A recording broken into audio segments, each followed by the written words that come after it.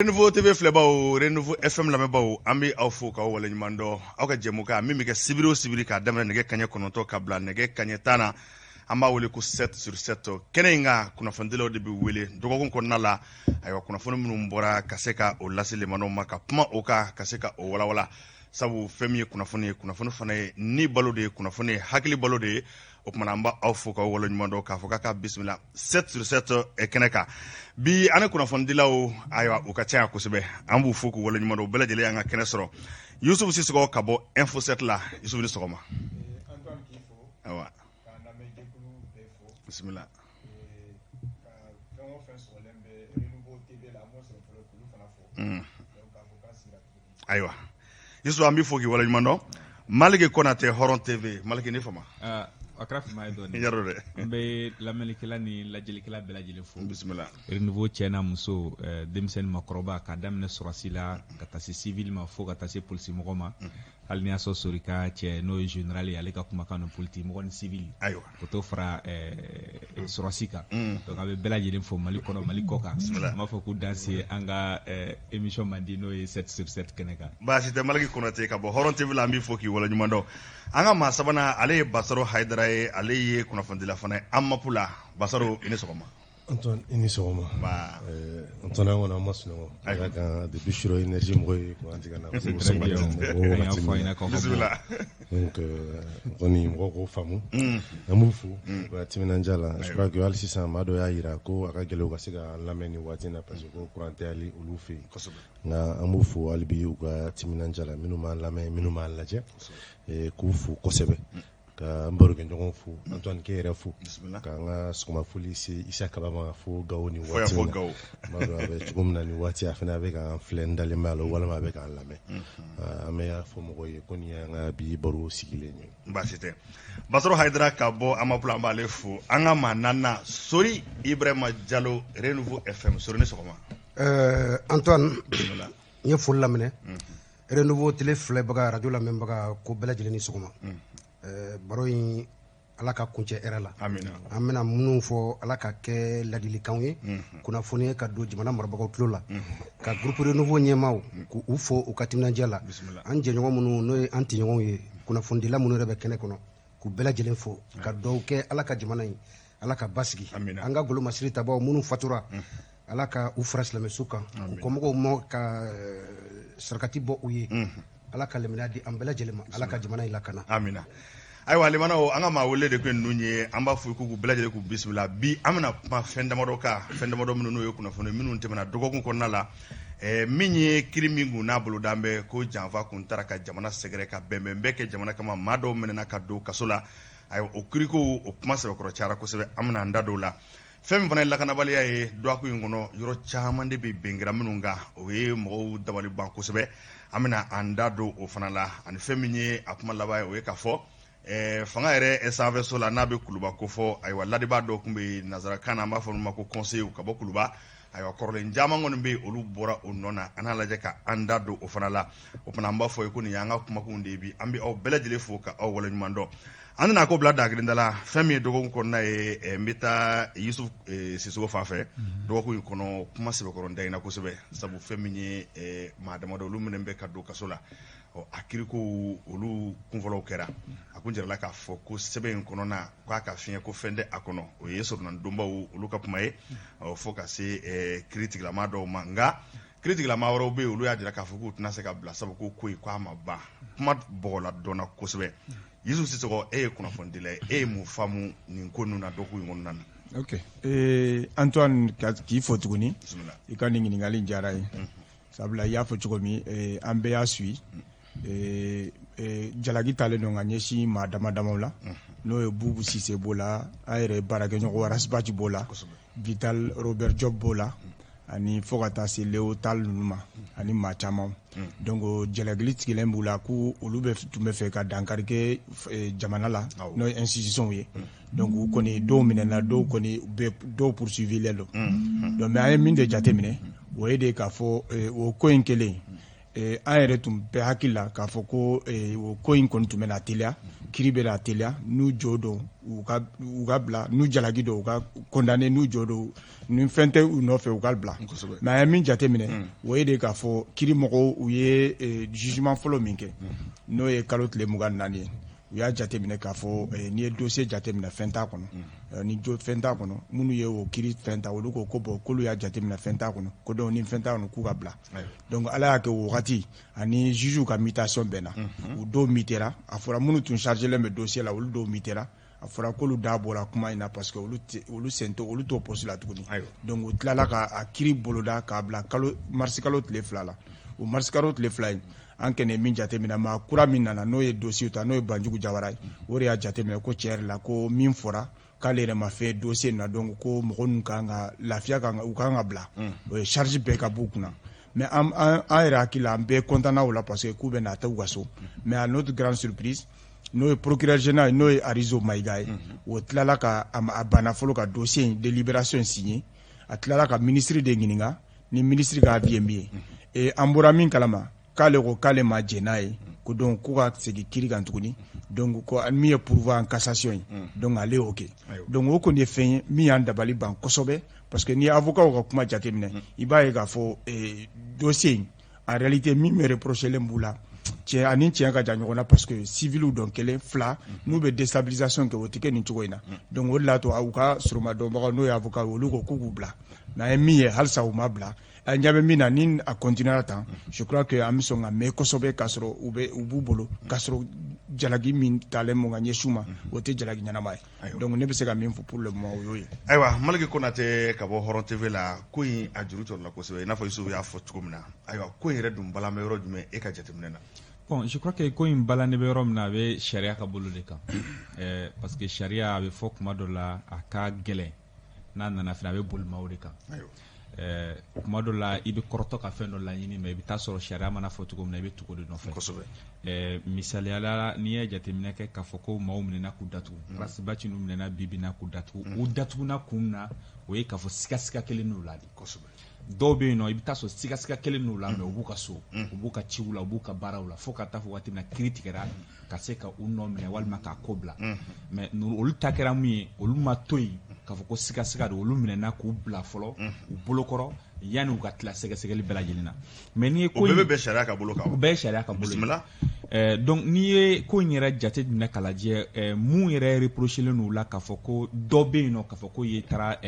morikɛ dɔ fɛ yen k'a nana ni sogo ye kuluba dɔ bɛ yen parce que k'a ye émission dɔ kɛ k'a ye kumakan dɔ fɔ président de la République ma dɔ bɛ yen nɔ parce que k'olu ye ɲɔgɔn ye yɔrɔ dɔ la misiri dɔw kɔnɔ k'u ye réunion dɔw kɛ dɔw bɛ yen nɔ parce que k'olu ye wari dɔw di k'a di maa dɔw ma cogo min na ka se ka kuma dɔ kɛ donc n'i ye nin bɛɛ lajɛlen fara ɲɔgɔn kan ka se ka taa n'a ye tribunal la je crois que procureur y'a ta k'a lajɛ ale ka kuma na procureur ni greffier ni avocat général fɛn fɛn bɛ yen nɔ u ko k'a fɔ dossier mun filɛ nin ye c'est-à-dire a lanɔgɔlen ye jumɛn ye k'a fɔ ko fɛn fɛn b'a kɔnɔ nin dossier lankolon don u ka kumakan dɔw yira hali n'i ye fɛn ka kumakan jateminɛ k'a fɔ procureur ka kumakan jateminɛ télévision na a b'o de fɔ k'a fɔ olu fɛ yen nɔ kumakan bɛ yen ani sɛbɛnni bɛ yen sɛbɛnni ye jumɛn i bɛ taa sɔrɔ olu bɛ sɛbɛnni ka jɔnya kɔnɔ olu sɛbɛnni ka jɔnya i mana kuma cogo cogo procureur bɛ se ka taa sisan ou bien avocat général bɛ se ka taa sisan audience la u ka kumakan na an tɛ juge k'a fɔ a bɛ kuma dɔw fɔ mais u ka sɛbɛnni nɔ o bɛ kumakan in wuli ka bɔ yen o de kosɔn n'i y'a jateminɛ u ka jugement na l'autre jour u ye kumakan dɔw fɔ a kɔnɔ olu yɛrɛ y'a jira k'a fɔ dossier min filɛ nin dossier in lankolon don dossier lankolon don mais u ka sɛbɛnni na u ye réquisition kɛ k'a jira k'a fɔ olu bɛ toujours u bɛ mɔgɔ ninnu nɔ minɛ u bɛ fɛ maa ninnu ka t'u bolokɔrɔ toujours yan'u ka tila ka fɛn na donc en même temps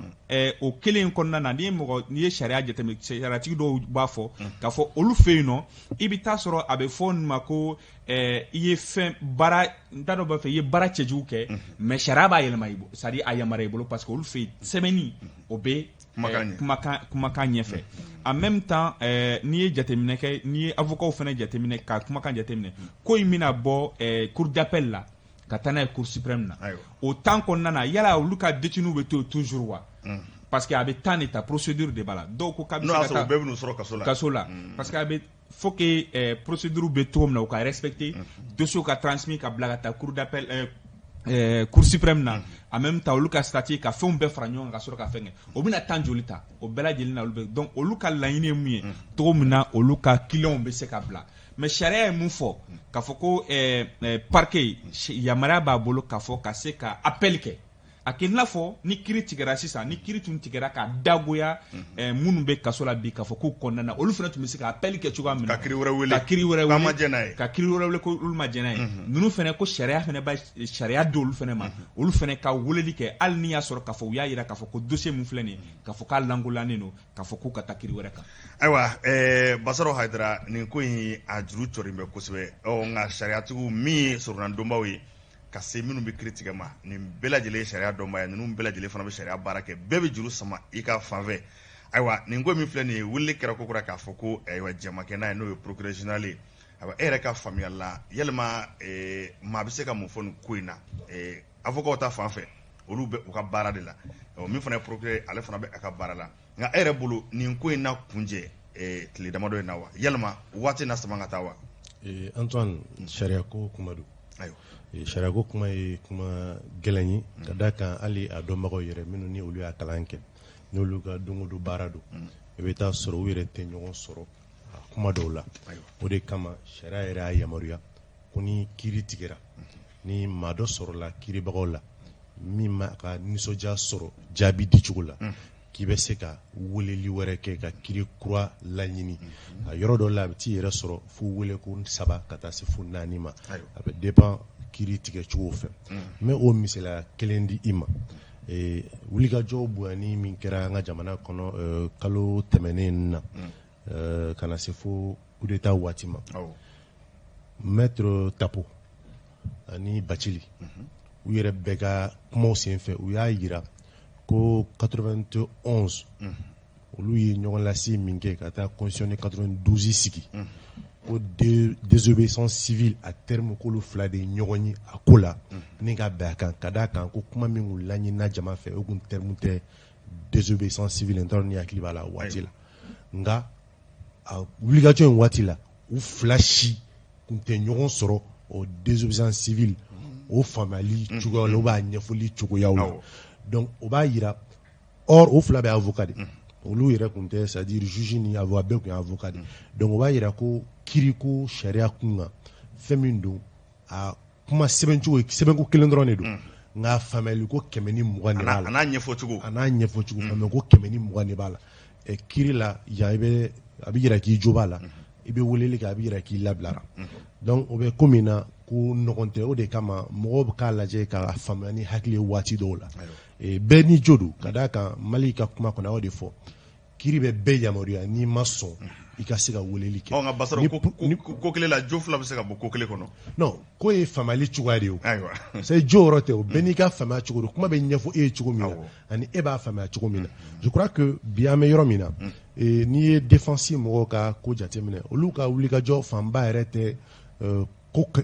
kɛli ye c'est à dire k'a jira ko min n'o ye déstabilisation ye olu t'o yɛrɛ fanfɛ olu bolo ko procédure in yɛrɛ a bɛnnen de tɛ ka d'a kan maa minnu ye minɛni kunfɔlɔ kɛ n'o ye sécurité d'État ye olu yamaruyalen tɛ olu ka faamuya la procureur kan ka dossier monter ni ka se ninnu weleli ma kiiri kun kan n'o kun kɛra kuma wɛrɛ tun bɛ fɔ a kɔnɔ je crois que même comme on appelle avocat général ka réquisition na kuma bɛɛ b'o yɔrɔ la ils disent que olu bolo olu ka faamuya la parce que n'i ye Mali sariya sen ta sécurité d'État t'a fan si kɔnɔ sécurité d'État rattaché le min au président de la République directement ils n'ont pas de compte à rendre c'est-à-dire à aucune juridiction o de ye ko in yɛrɛ gɛlɛya kiiri in yɛrɛ gɛlɛya yɔrɔ ye donc an bɛ fɛn min na fɛn suruman tɛ fɛn min don a kuntala bɛ se ka janya ka d'a kan hali an bɛ niveau min na ni kiiri cour suprême na n'olu y'a tigɛ ni a ma bɛn dɔ fɛnɛ ma je crois que o fɛnɛ na yalima cour suprême y'a da de cour suprême nin ko in na cour suprême ne ka fɛn ma kiirisɔn t'a da ye je crois que appel kelen fɛnɛ bɛ o kɔfɛ cour suprême ta in kɔfɛ donc ko nɔgɔn tɛ mais déstabilisation ko in n k'o fɛnɛ fɔ an k'o faamuya Antoine c'est à dire il faut pas seulement avoir des armes pour parler de la déstabilisation an bɛ ka baara min kɛ n'o ye kunnafoniya ye ça peut aussi o bɛ se ka bila o minɛn kɔnɔ cogo di fanga ye fɛn dɔ ye ko gɛlɛn don ko girin don mais a lafulen a b'a barika ban je crois que hali fanga tɛmɛni a lafura kojugu kunnafonidilaw fɛ waati dɔw la ka n'a kɛ barika foyi ma sɔrɔ fanga la je crois que o de ye nana ni gɛlɛya ye fo ka taa se coup d'état ma n'i ye fanga lafuli c'est moi là je crois que an bɛ yɔrɔ min na bi an kun tɛ so kɔnɔ. Ayiwa Sori Ibrahima Diallo yalima maa bɛ se k'a fɔ ko kiri ko in na nin ye sira jan minɛ ye ko in na wa. Antoine, kiri kunkanko kuma a ma nɔgɔn surtout kiri min n'a ma ban fɔlɔ bon n'a fɔra ko i k'i ka yeta min ye a la i ko fɔ wagati dɔw la gɛlɛya bɛ don kunnafoni tagabolo la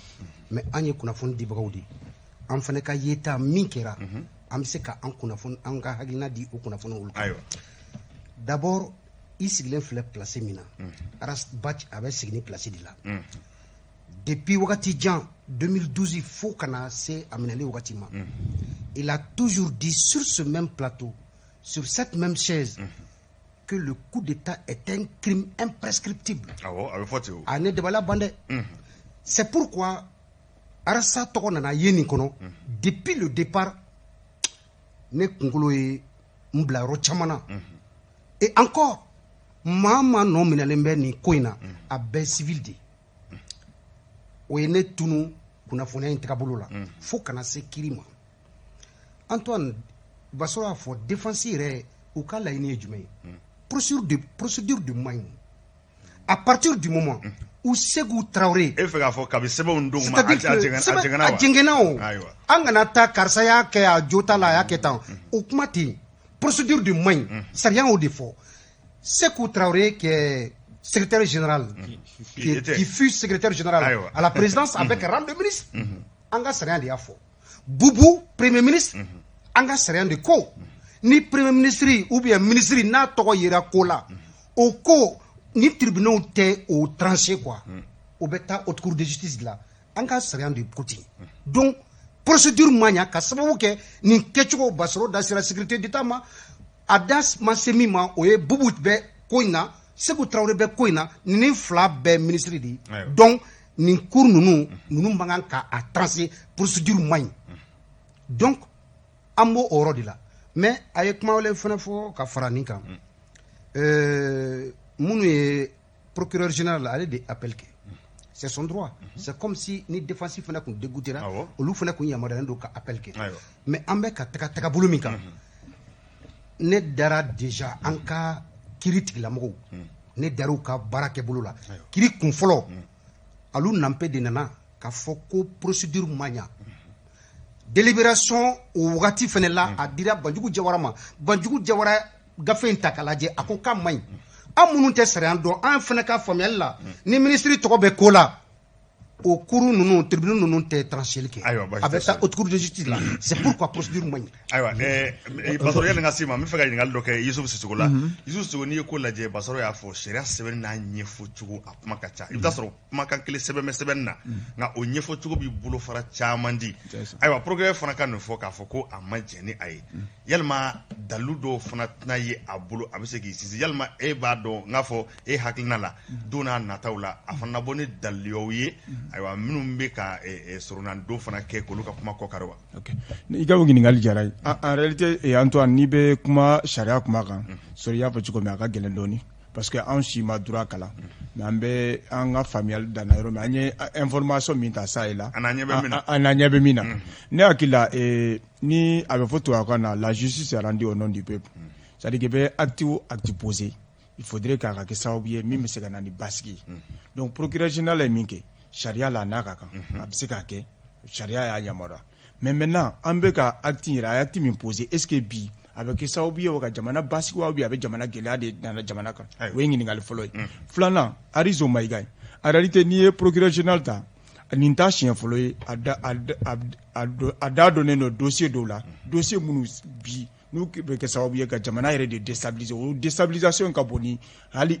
n'u reprochelen bɛ Arasibati na bi parce que n'i y'a jateminɛ hali affaire CNPM bɛɛ b'a dɔn k'a fɔ bi ale de sen dalen don kan mais bi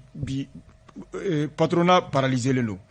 opérateur économique bɛɛ paralysé len don mais parce que tout simplement a sen dalen don affaire kan donc n'a fɔra k'a nana nin ta fana tuguni ka tila ka ninnu maintenu en prison moi je pense que a tɛ ka situation gɛlɛya hali minnu bɛ transition na je sais que l'affaire est politisée maintenant c'est-à-dire que Diarra Mouyama est politique de donner à faire. C'est-à-dire tout simplement, vous pouvez faire nous maintenir parce qu'ils deviennent gênants pour le régime. Vous pouvez faire coup d'ade pour que vous fassiez la transition. Mais vous pouvez gagner minkum. C'est-à-dire que Jamana c'est comme Marani Togoina. Nigo Kibe Jamana Dendo Dabo Kumala.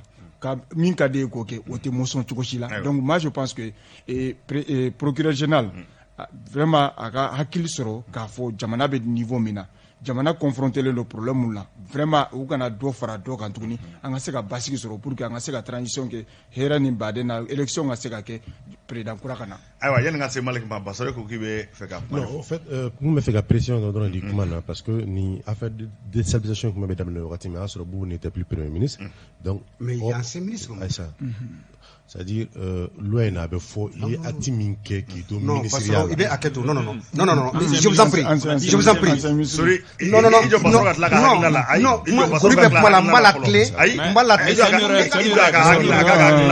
on a dit ancien ministre. Les anciens ministres et les anciens présidents.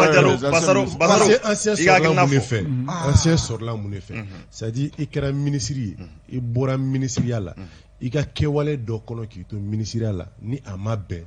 Il y a kirite à quel nouvelle te ka soro il m'a tenu assemblée fait comme député de tabeke chugomina ce n'est pas c'est-à-dire atina faut comment on appelle député ou la terminologie là chez les députés immunité atina faut immunité à vie atina faut qu'on y ait un ministre déjà tu as une immunité à vie il m'a koko ke tika kiri kikate mais non il qui te fonctionne à wakati mina il ka kewale dépend au-delà. Donc c'est une précision qui est importante à donner. Bon,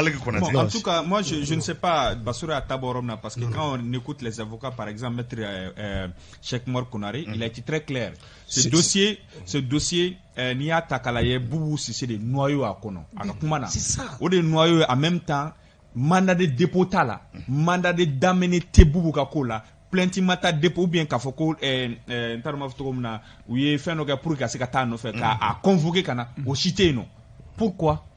a tɛ yen il se pose la question en même temps parce que structure ninnu tɛ se ka kɛ en même temps Boubou a ka avocat y'a fɔ bɛɛ ɲɛna Boubou même a écrit a ye communiqué kɛ k'a fɔ ale bɛ yen nɔ ni convocation na il va répondre mais pour que convocation tɛ ka se ka taa d'a ma sira dɔ de bɔ a la. Et ce même avocat, moi je n'étais charia donné, au lieu de charia donné, ce même avocat Cheikh Mor Konaré jusqu'à présent moi le cas comment faut. Kunjumana et Obu Mafenga allez il dado au de là, parce qu'il est ancien premier ministre. Exactement. Parce qu'il est ancien ministre. C'est quoi ministre? C'est que ministre aussi, c'est la même chose. Voilà. Mais il avait été raison arrêté. Pour laquelle c'est que ministre il a été arrêté, mais il a été relâché après. C'est où Minana? Il a été relâché. Il a été parce que ministre d'eau. Non, sécurité d'État a interpellé d'Ama. Magistrat d'eau. Maintenant, sécurité d'État a interpellé. C'est où Maminade a interpellé de Kawole Kana. Arasa tra minute comme na fait ce que mata minute a wula kana de kana nyinga après atara mais ko fait est-ce que wula ble tribunal bunangu ga est-ce que bla kata kaso la mandat de dépôt là procédure maintenant me fait comme le dossier là je crois que ni dossier là ni ya takalaje depuis damenena amun te sharia donc ni ya jete mena kafo ko mado kuma na radio la ko kera so be ko bina ke ka jamana déstabiliser cela dit tout simplement on ka kuma mun fene fa ni basoro ka kuma jete mena ala on fene fle ka mun kene na mun ka foko fanga misala ko ale yere ya fo sango couranti ka ale masunoko o ka fanga gushi o mena le o ka fanga gushi donc no bekera jamana déstabilisation ka foko ka jamana bla lambo la ka fanga lo ko fene kurutai ko ba ira mbeba ndama ko mbeba tan sigi mena ne me fe ka mun fo ka fo procureur général ay fala ko kale ma jeni kri yelma esigi k'a fɔ ko procureur général y'a fɔ a bɛna bɔ ni dalu dɔw ye ka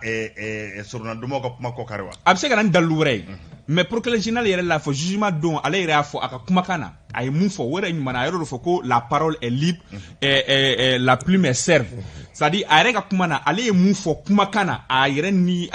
an b'a fɔ cogo min na bamanankan na i ni ala cɛ a n'a ma yan conscience i ni ala yɛrɛ cɛ ani ka conscience cɛ ale ye mun fɔ kiri yɛrɛ bunakun a ko nin dossier min filɛ ko dossier lankolon don mais sɛbɛnni na a ko a bɛ fɛn ninnu ka to hali bi a ka ɲɛɲinini kɛ a bɛ se ka kɛ a bɛ se ka na kɛ yanni kiri wɛrɛ cɛ a ka ɲɛɲini senfɛ a bɛ se ka fɛn wɛrɛ sama ka bɔ mais pour l'instant ale yɛrɛ ye mun fɔ a da yɛrɛ la jama ɲɛkɔrɔ c'est à dire kiri yɛrɛ bunakun kan dossier min filɛ nin dossier lankolon don. ayiwa sori wasa ka bɔ nin kumakun kɔnɔna la o yalima nin ko in yɛrɛ bi na nin kiriko dulonin bɛ cogo min na k'a daminɛ Rasipati la ka se premier ministre ma kɔrɔma n'o ye Boubou ka se Sékou Traoré ma ka se monsieur Diop ninnu bɛɛ lajɛlen ma yalima wasa ka bɔ kuma in yɛrɛ kɔnɔ e bɛ se ka mun fɔ ni kiri ko in kan kuma labanna bi ne sirannen bɛ parce que Yusufu ye kuma dɔ fɔ sɔgɔmada in na min daliluya tɛ n bolo mais min bɛ mɔgɔ siran o ye jumɛn ye an ka démocratie kɔnɔ il y a ce qu'on appelle le principe de la séparation du pouvoir kiiri tigilamɔgɔw ani minnu bɛ fanga la n'olu ye exécutif ye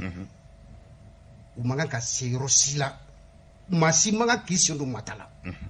procureur général de la République Idrissa Arizo Maïga dire que après la délibération ko a fɔ ko a ma sɔn ka signer puis a taara premier ministre ɲininka ou bien ka taa ministre de la justice ɲininka vraiment c'est inquiétant an ka bɔ o kɔnɔ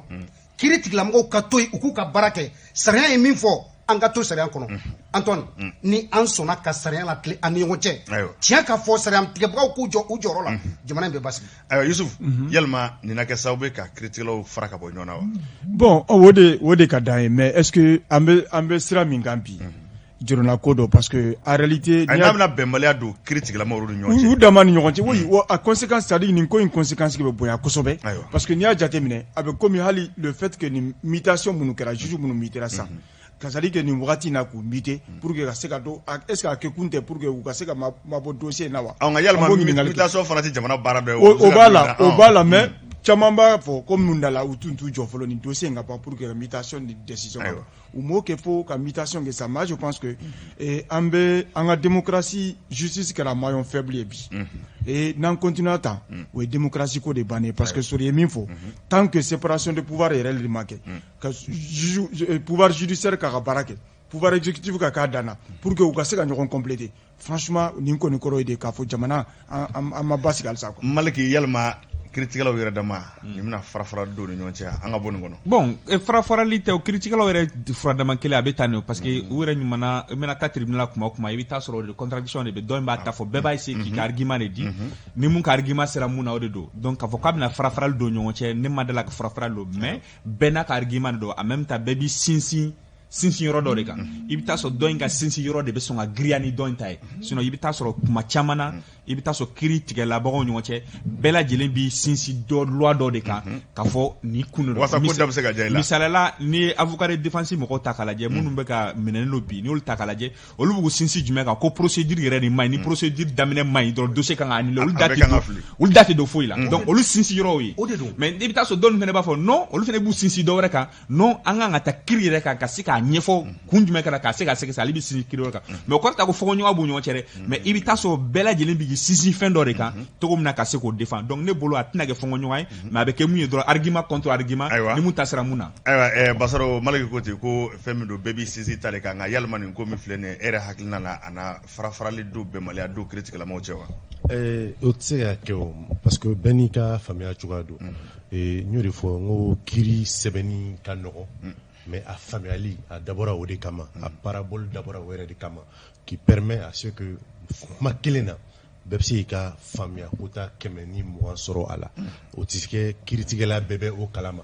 bɛɛ bɛ o kalama wa kiiritigɛla bɛɛ fana baara kɛ n'o ye c'est d'ailleurs pourquoi possibilité d'appel dilen don bɛɛ ma mais il faut juste comprendre que procureur général ale est rattaché directement au ministre de la justice là donc il est rattaché mɔgɔ min na forcément mais i b'i ka consigne sɔrɔ ka b'o tigi i ka ɲɛmɔgɔ c'est les subordonnés quoi exactement i ka ɲɛmɔgɔ de y'o ye ni e ka faamuya bɛ yɔrɔ de la a bɛ se ka consigne dɔ d'i ma donc tu es obligé de valider o ye wajibi ye a bɛ n'a fɔ baaraw gulonnen bɛ ɲɔgɔn na sa hakilila o sɔrɔsi bunakun kan ni ordre dir'i ma i b'a exécuter quoi o mana min fɔ e ye dugumamɔgɔ de ye ko ye fila soit i b'i ban ka démissionner soit i b'a exécuter automatiquement o ye wajibi ye quoi nka a fɔra ko ka fangaw fara ka bɔ ɲɔgɔn na o yɔrɔ in na o bɛ bɛn wa o bɛ dankari o yɔrɔ la ni ça existe pratiquement diɲɛ dugu bɛɛ la diɲɛ dugu bɛɛ la a fɔ c'est pourquoi on parle de ministère public procureur ale bɛ yen ka jamana ka hakɛ de défend kiiri kun kan ayiwa kiiri kun kan procureur ka baara filɛ jamana ka sariya ale bolo dɛ jamana ka nafa e hakilina na a b'a ka baara de la a b'a ka baara de la ayiwa a ka baara o ye et mieux peut-être que ni ko dɔ fana bɛ yen qu'il faut peut-être comprendre c'est que pourquoi mutation ninnu bɛ ka kɛ o ye wajibi ye nin wagati in na ka d'a kan affaire min bɛ ka kɛ n'i y'a jateminɛ juge minnu n'a ko kun b'olu bolo jɔn de k'olu bila nin place in na ayiwa mutation laban min kɛra c'était maître Kassim Tapo qui était le ministre de la justice a wagati la IBK ka fanga la je crois que n'i y'o bɛɛ jateminɛ forcément pour que ministre ka se k'i se sɔrɔ bi fanga gun kan forcément fa fene ka mutation ko buluda c'est-à-dire que me fait ka min fara Basaro ka yoni voilà seconde dama c'est-à-dire que il faudrait que ay min fo c'est une mauvaise interprétation et ko c'est vrai le ministre a demandé mais il doit trancher selon son intime conviction et conformément aux lois. Ouais, il doit faire ça. Non. Donc moi je pense que quand ta ministre Ngininga ou yaga barai. C'est comme un militaire. Mais charia amanga teme au ko.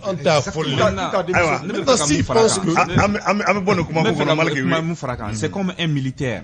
Le procureur général, il est sadintalement photographe avec ministre qui a ordre de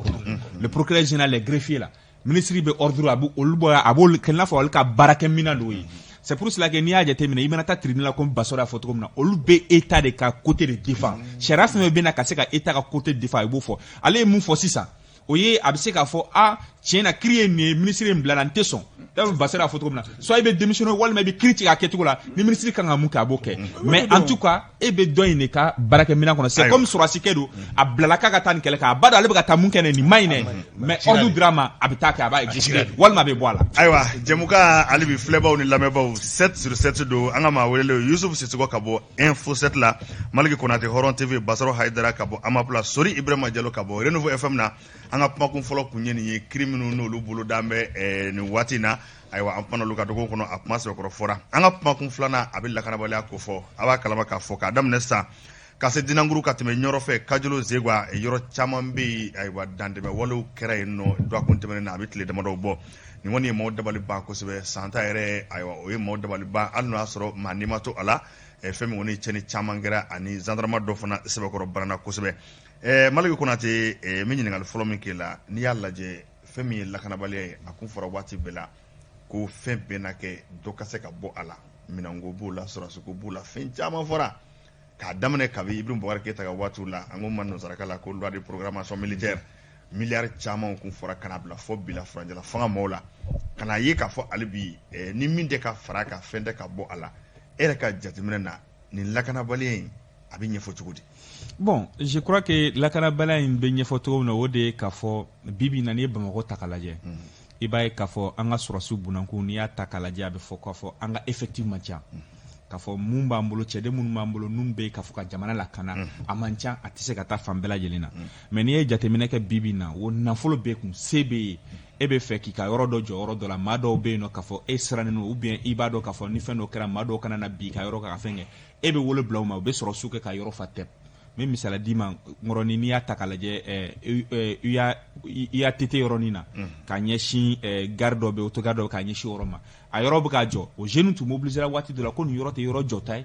mais ni jatemine ke fuka ali sisa ni tara ibta so gendarme no tonne fuka tate bisaba biduruma effectivité bolo munun kan ata kelke dala anyolu blab mako soit o buka personnalité do garder walma buka leader religieux do garder walma buka mado garder parce que nanfolo ba kun ale be fait gari koru ka quoi o be tugo no flala donc je crois que net se ka fo ko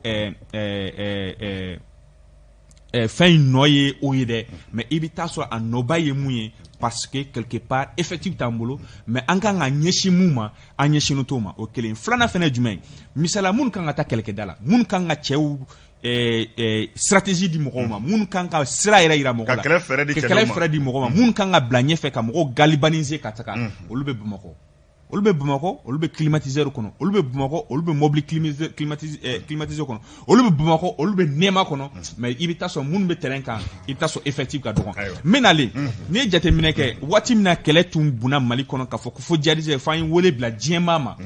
Chad nana général mtumbo onyefa wotunyo join Idriss Déby dengere tunu président la plus dengue arrête me nyefa me avec le avec terrain ka oui adra des ivokasi ke ka se ka keleke ta fo ka attaque wala fo kidal kulwo kono ko keleke mais je crois que aujourd'hui ni attaque alaje ni anga nomination ta bibi na kala ibita soro ni mute colonel major o colonel walma o lieutenant fait walma o ni e o lieutenant mun an yere ba fo ko mo ko lieutenant rejime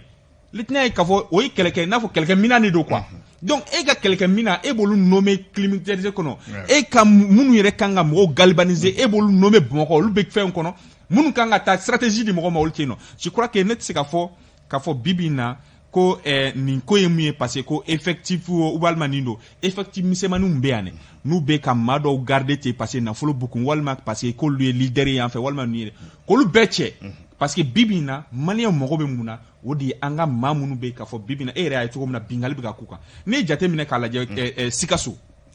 ale tala yani attaque ka kɛ cɛ yɛrɛ bɔra ka fɔ télé la u la sɔmina 2 heures en avance mais pourquoi e la sɔmina déjà ko nin be ka kɛ mais 2 heures en avance e ma se ka foyi kɛ ka se k'o bali o kelen ka tila ka kɛ fo ka tila ngo tuguni fo yɔrɔ 3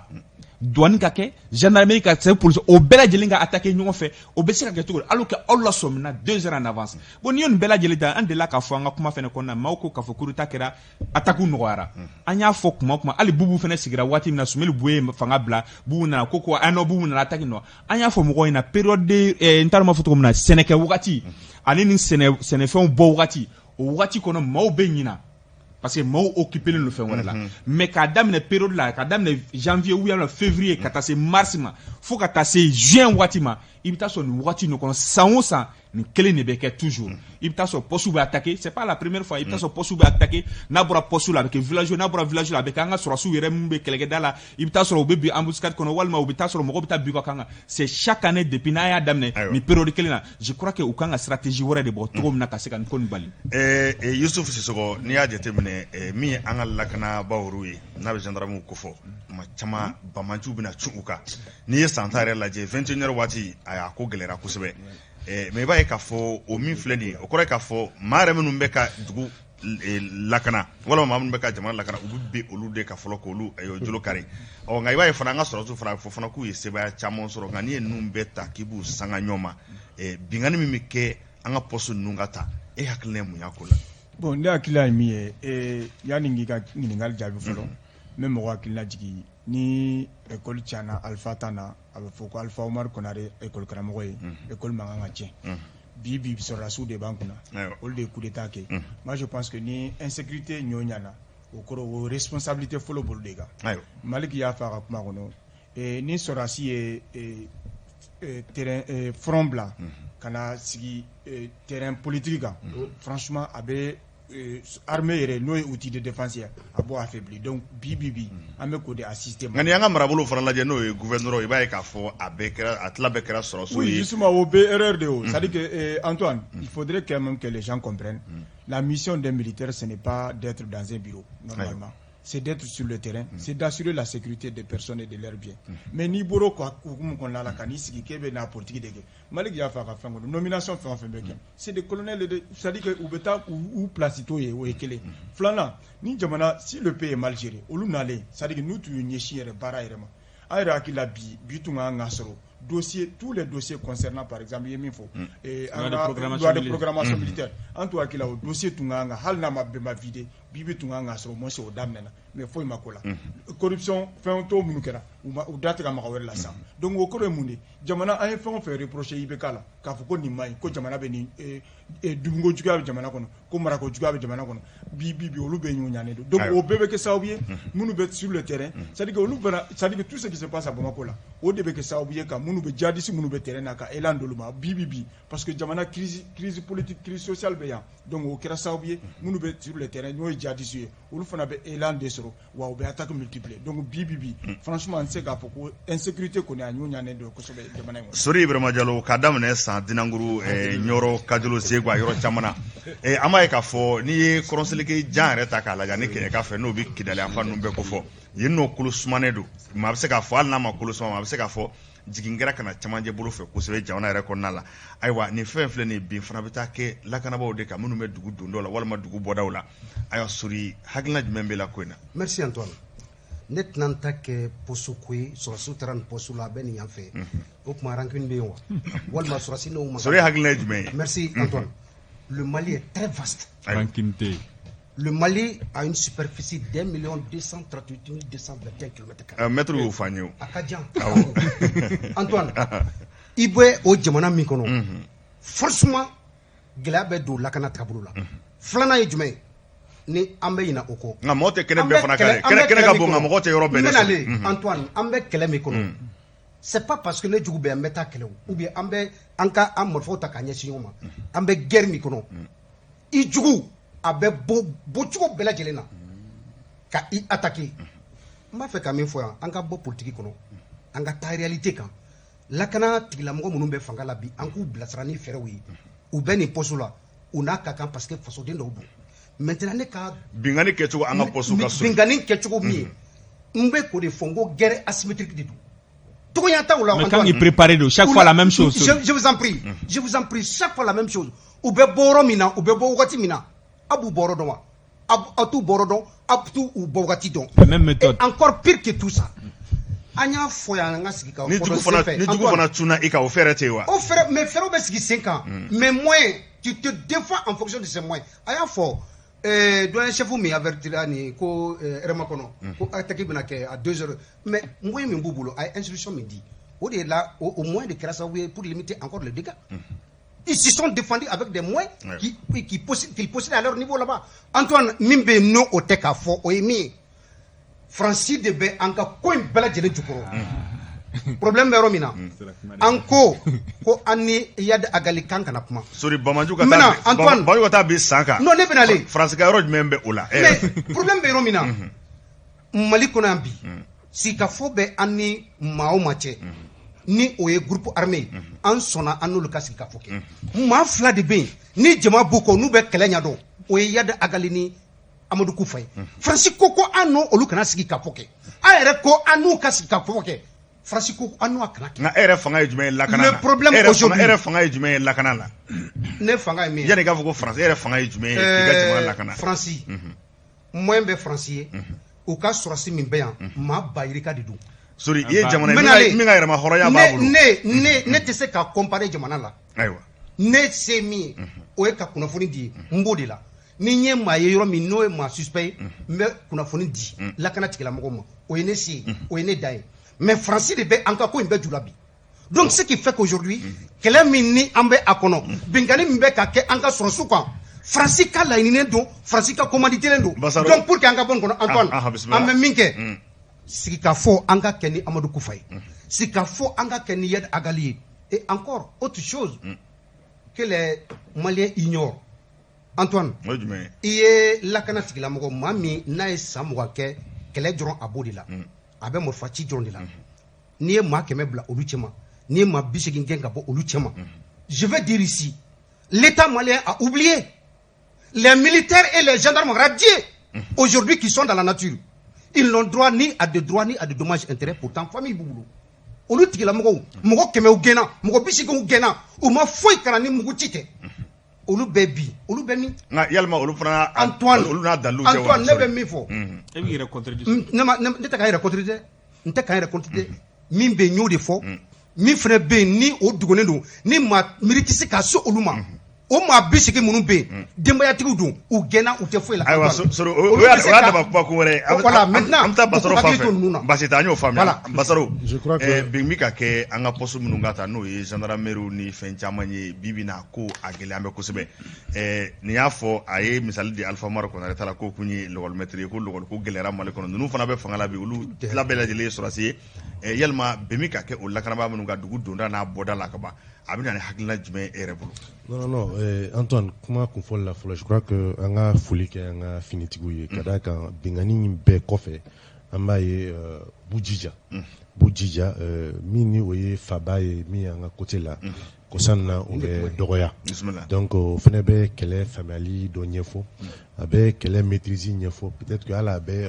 kɛlɛkɛminɛ min bɛ ka di u ma ani la volonté c'est-à-dire ŋaniya yɛrɛ ka se ka i seko ni damayira kɛ kɛlɛ in kan a bɛ o bɛɛ ɲɛfɔ a kuma dɔ la faamuyali ka gɛlɛn n bɛ tugu Mali kɔ yɔrɔ min na n'o ye Hɛrɛma kɔnɔ douane ka attaque ne yɛrɛ kɛlen ka douanier ka kuma mɛn n dabali banna 2 heures i kunnafonina disposition ba ma se ka ta c'est vrai que bandi ma se ka bon tenitigi ma fatu a kɛlɛ la mais tiɲɛni barika bonyana je me disais que a bɛ se ka hali san ta in na ne yɛrɛ ne ye alertes ye don chaud sur les réseaux sociaux avant que San Postu ka attaquer mais il faut admettre que le gouverneur de San qui est Sorasido depuis à Chou, a Jija avec la forçate pour renforcer les postes de gendarmerie. Ni fait na wala ça ka se ka kɛlɛ. Mais Antoine ni wagati na min ne ka gɛlɛn o ye service de renseignement de. Je crois qu'an bɛ kɛlɛ min na a bɛ fɔli n'o bɛɛ ko guerre asymétrique don. C'est-à-dire i jugu min don i t'a ɲɛra dɔn. Donc o ye kɛlɛ min ye o cogoya la je crois que renseignement de kan ka renforcer population de ka participation kɛlɛ la o fɛnɛ de barika kan ka bonya mais fɛn dɔ bɛ yen an k'o fɔ ɲɔgɔn ye Maliki y'o fɔ a kuma na Kinɛ faamuyali cogoya don k'a fɔ ko i bɛ finitigi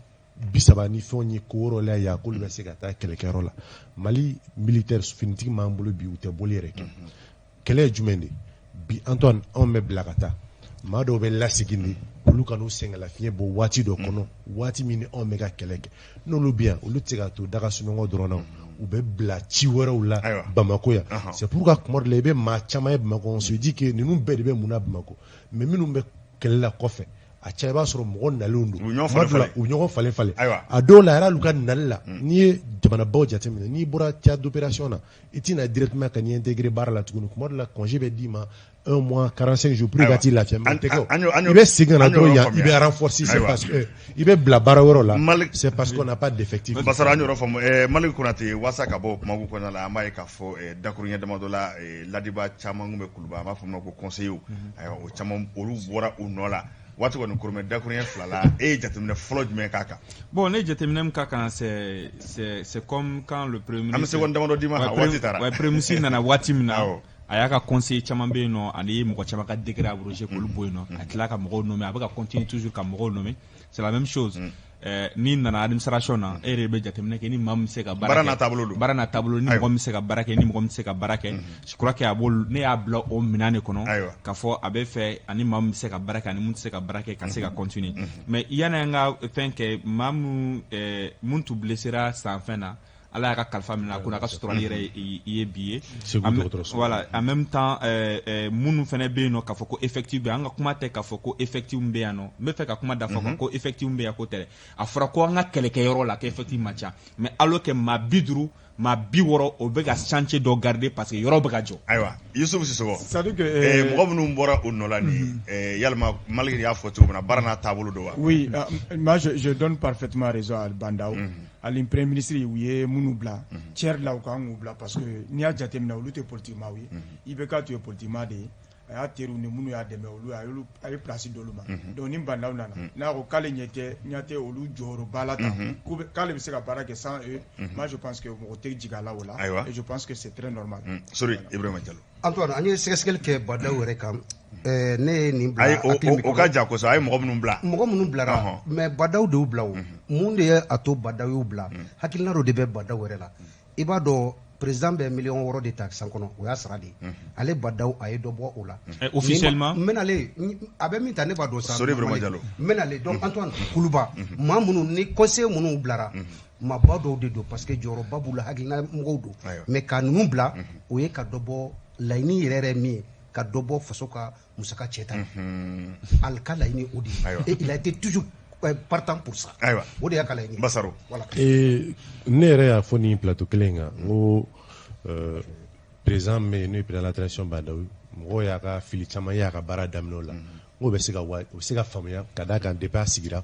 a ma falen don a baarakɛ ɲɔgɔn na ka d'a kan mɔgɔw ye IBK lagosi ni fɛn fɛn y'a ka fanga kɔnɔ o fɛn kelen bɛ k'ale sɔrɔ c'est pourquoi dɔw yɛrɛ ko ale ba nana ba taara ko c'est la même continuité or n'i ye ɲɛmɔgɔ ye i fanga y'i ka baarakɛlaw de bon ni baarakɛlaw n'i ma yɛlɛma don olu la e nana maa sɔrɔ minnu kun ye maa dɔ in ka baarakɛla n'a yira la k'o baara kɛcogo man ɲi e continuer ni o mɔgɔ kelen ye a ka gɛlɛn k'i bɛ résultat nafama sɔrɔ donc o cogoya la nin ye baara yɛrɛ kɛcogo ye et y a pas de problème là an b'i fo k'i waleɲuman dɔn limanaw lɛrɛ kelen de tun bɛ an bolo kuma ka ca ni Ala sɔnna a ma don n'a nataw la an na kuma tɔ ni k'a mɔrɔbɔ kosɛbɛ